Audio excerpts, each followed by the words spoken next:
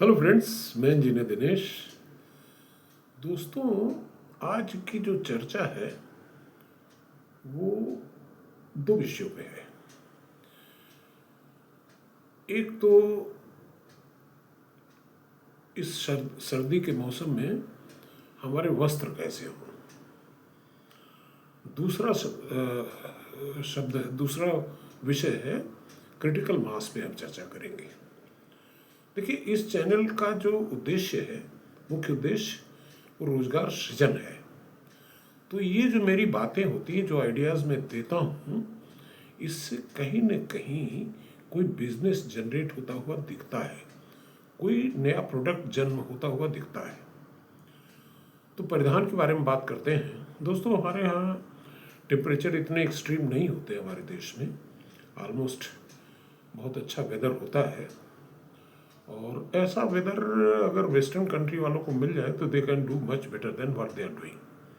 I don't say better than us, लेकिन उनको मैंने देखा है कि जरा सी धूप वो देखते हैं तो सड़क पे जो है अपने कोल्ड ड्रिंक की ग्लास लेकर के दौड़ पड़ते हैं।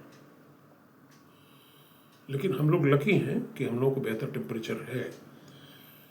बट एक प्रॉब्लम ये है कि हमारे यहाँ जरा सी ठंड क्या पड़ी, 4 डिग्री 5 डिग्री टेम्परेचर हुआ नहीं कि हम लोग दुबक जाते हैं और अवॉइड करते हैं कि छुट्टी मार लें। और अफसोस है कि हमारी जो लेबर क्लास है वो भी, तो आज की जो, जबकि आप अमेरिका को देखें और वेस्टर्न कंट्रीज़ को देखें, वो -14-15 पे वो लोग अच्छा खासा काम कर रहे होते हैं, कोई काम उनका रुकता नहीं है। तो उसका मुख्य कारण एक ये है कि हमने टेम्परेचर के हिसाब से न तो अपने हाउसेस डिज़ाइन किए और न ही अपने परिधान डिज़ाइन किए। और अक्सर मैंने देखा सड़क पर चलते हुए कि लोग ठंड में ठिठुर रहे हैं। तो मैं एक छोटी सी टिप दे रहा हूँ कि कम से कम पैसे में कैसे ऐसे परिधान आप बना सकते हैं या उपलब्ध परिधानों को इस तरह से धारण कर सकते हैं कि आपको ठंड न लगे।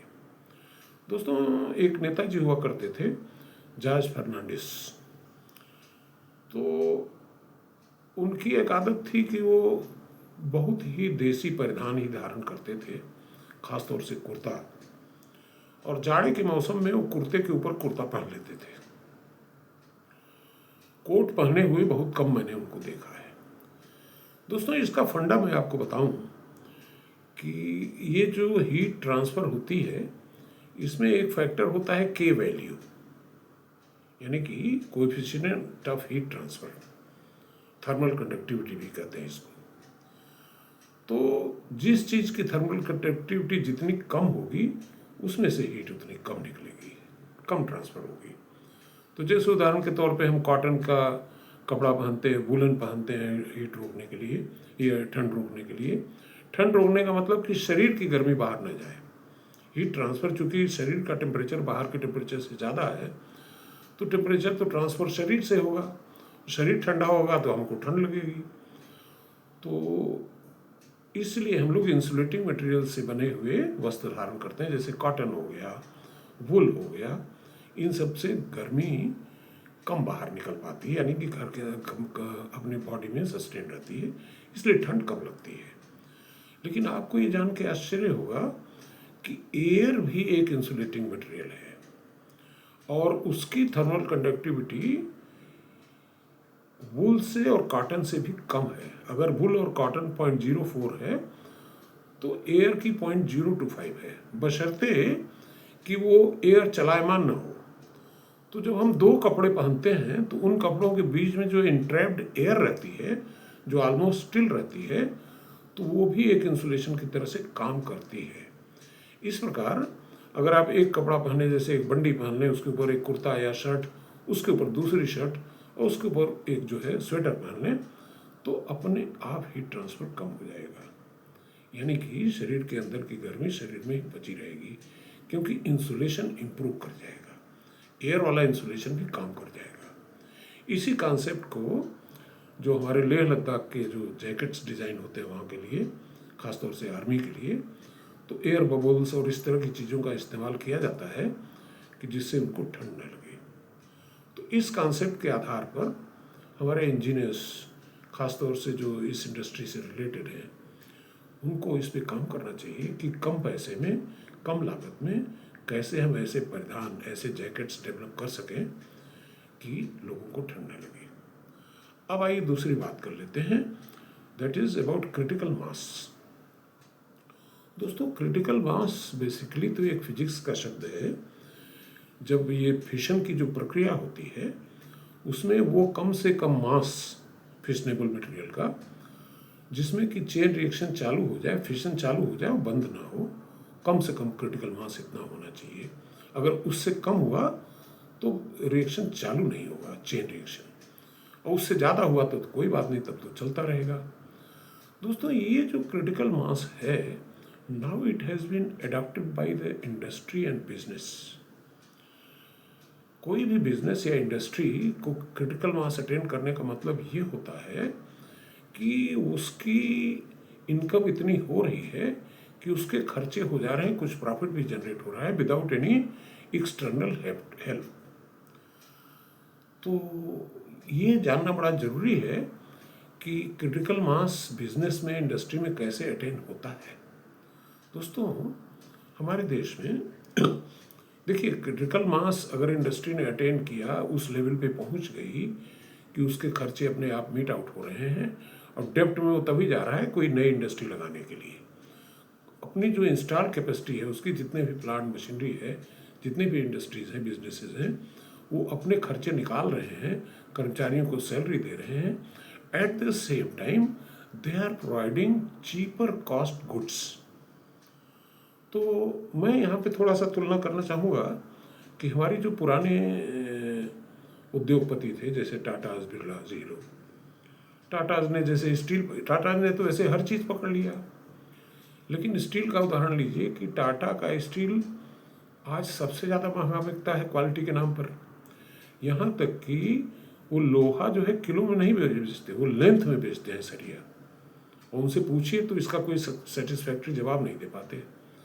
और चाइनीज स्टील से उनकी कीमत हमेशा 15-20% ज़्यादा ही रहती है। वही हाल JSW वालों का है। हालांकि Tatas have already attend critical mass, लेकिन इस क्रिटिकल मास का क्या फ़ायदा कि अगर हमको सस्ता लोहा वो ना दे पाए as compare to imported steel. अब आइए नए उद्योगपतियों का एग्जाम्पल लेते हैं। नए उद्योगपतियों में जो आजकल बहुत चर्चा में हैं, हालांकि इतने नए भी नहीं हैं, 30-40 साल पुराने हो चुके हैं, अंबानी एंड अडानीज। दोस्तों, अंबानीज ने जो टेलीकॉम रिवॉल्यूशन पैदा किया इस देश में जियो के माध्यम से, आज की तारीख में सबसे बड़ी तो क्रिटिकल मास हमारे पास पॉपुलेशन का ही क्रिटिकल मास है। यहाँ पे इंडस्ट्री को, बिजनेस को क्रिटिकल मास अटेंड करने में टाइम इसलिए नहीं लगेगा कि market is there. Critical mass of the market size is already there. You don't have to search for selling data to other countries. It is already there in our country. तो अंबानीज ने जो critical मास attend किया telecom में, उसका result ये निकल करके आया कि आज की तारीख में डेटा भारत में विश्व में सबसे सस्ता है। अगर अमेरिका में जो डेटा $5 का है, वो हमारे यहाँ 10 पैसे का है। इतना फर्क है। उसी प्रकार से अंबानी ब्रदर्स को आप देखें, और फील्ड्स में मैं नहीं जाना चाहता, लेकिन अभी ग्रीन एनर्जी में जो उन्होंने काम किया, उनके जो सोलर पैनल्स आ रहे हैं, they are very very cheap, somewhere around cheapest in the world. तो मेरा कहने का मतलब ये है कि क्रिटिकल मास हर बिजनेस, हर इंडस्ट्री को अटेंड करना चाहिए, जिससे न केवल उसका अपना फायदा होगा, बल्कि देश को सस्ते दाम पर, अफोर्डेबल प्राइसेस पे चीज़ें, सर्विसेज मुहैया हो सकेंगी। हमारे देश में कृषि क्षेत्र में अक्सर लोग क्रिटिकल मास नहीं पकड़ पा रहे हैं। उसके पीछे जो रीजन्स हमारे हिसाब से हैं, सबसे महत्वपूर्ण रीजन ज्ञान का है, उपकरणों का है।